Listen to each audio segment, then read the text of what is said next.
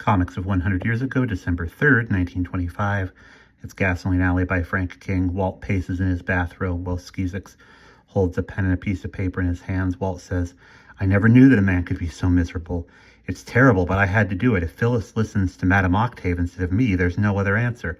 "Uncle Walt," says Skeezix. Walt's cheeks have begun to go red and his hair becomes disheveled. He says, "I have wanted to marry her, and she has only considered Madame Octave's wishes.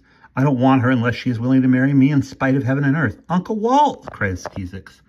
Walt looks even more miserable, his hair more disheveled. He wrings his hands together. He says, "I just had to tell her I was through, but it's dreadful. I don't see how I can stand it, but I've got to." Skeezix holds up his paper and says, "I drew a camel, Uncle Walt." Walt sits before the fireplace, holding his head in one hand and putting his other hand on the back of Skeezix's back. As Skeezix stands on the side of the chair, Walt sits in, and Skeezix says, "Uncle Walt, feel bad? Never mind, be all right tomorrow."